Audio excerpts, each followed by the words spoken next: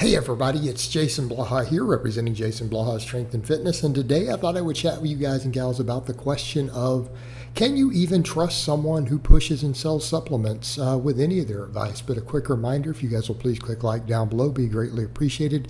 If you're not subscribed or following, please do so, and if you'll be kind enough to drop me a comment down below, I'd appreciate it so much. All right, so here's the thing. We know supplements don't work. Like if you don't understand this already, there's a problem. You're probably 16 years old, you're gullible, you're a silly kid. We know this. Every experienced lifter has figured this out in the game a long time ago. I've done countless videos explaining why they can't legally sell you stuff that works unless they spike it with drugs, which is illegal. How the laws are written on this. We've covered this over and over and over. Right? It's literally illegal for supplement companies to give you guys stuff that's going to help you gain muscle or lose fat. It's like a felony. So just an FYI, remember that when they're marketing things to you. But here's the other thing to think about when it comes to when guys tell you, hey, this is what I use, this is what I endorse, use my promo code. They're making money off of it. And people say, well, okay, they do that and they got to make their money. Really? I got to make my money too, and I don't do that. I sell coaching. I have ads in my videos and stuff, but I don't do that. And I still make my living doing this.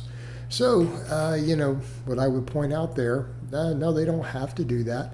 But I want people to think about the issue with it when people are making money on it. How about the industry itself? This is something I noted years ago with badly written programs that get put out. Okay, notice that programs are put out that are written entirely for guys on lots of drugs, right? Some of these crazy body part splits that people are like, man, I'm trying to do this and this isn't working. The amount of the volume they have me doing session to session for individual body parts, I'm struggling to recover. So here's kind of a thing I've said with that. What did the supplement industry do? This is how pre-workouts got pushed out originally. They created the problem. This is called the Hegelian dialectic. Problem, reaction, solution. So they create the problem and then sell you the solution. Okay? We need to be clear on that. Again, they create the problem, then sell you the solution. All right, so you ready for it? So people are struggling to make it through the workouts that they're writing because of the too much volume, too much workload, not enough recovery, the way they're written, these 5-day body part splits and stuff, written for guys on drugs. So then they sell you a pre-workout to help you get through it. So now people are stemmed up. They're taking all these stems. They're doing this stuff, right? So that they can make it through the workout and to get the psychological drive that they need. Instead of just like, hey man, you guys should be able to make it through your workout. You should be able to train hard to get in, but you should be recovered enough to get in and kill it again next workout. And anyone don't tell me, oh, you don't ever kill it. You guys have watched me do a 600-pound squat. When I was at my heavier body weight, before I turned down, you guys watched me squat 600 pounds and then do sets of 20 with 300 afterwards. Okay? 3 sets of 20 with 300 pounds after a 600-pound squat. So don't even give me that crap. All right, so next, that's what they do. So then they sell you the pre-workout so that you can make it through their poorly written, poor fatigue management programming. You don't think that's done on purpose? Then on top of that, guess what they're selling you? Let's get all these post-workout recovery because we're giving you workouts you can't recover from. So now we're going to convince you. They also made a bunch of goofball fake research to convince you needed post-workout shakes. Not true. Create the problem, sell you the solution.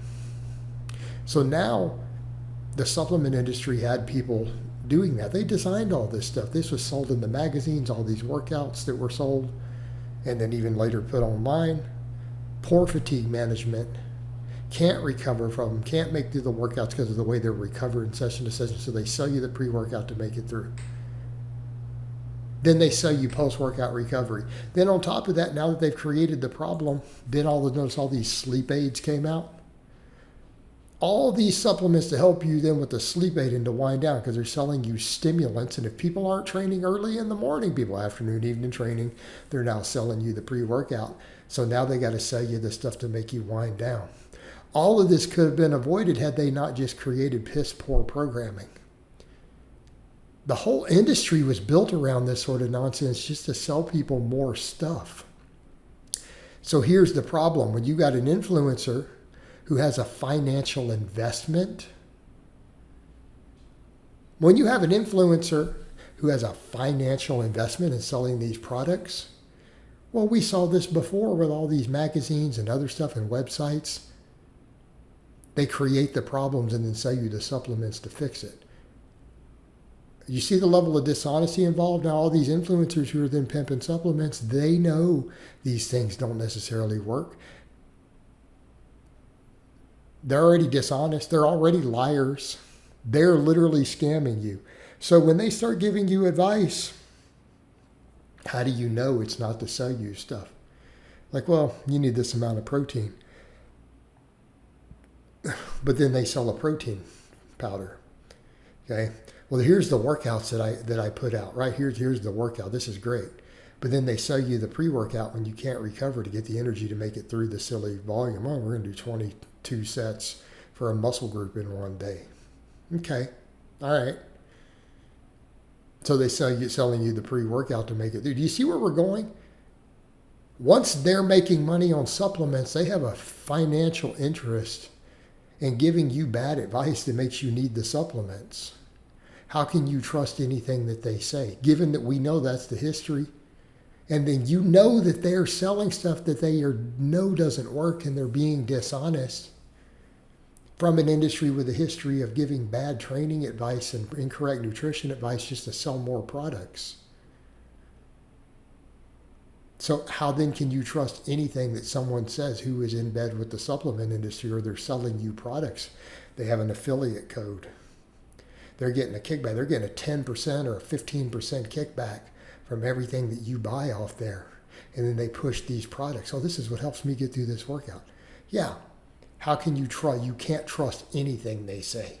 You can't trust their lifting advice. How about even more? You know they're all on drugs and lying. And, well, I did it with just this product. I did it with just this workout. Okay. So you can't trust anything that they're giving you. You can't trust the workout advice.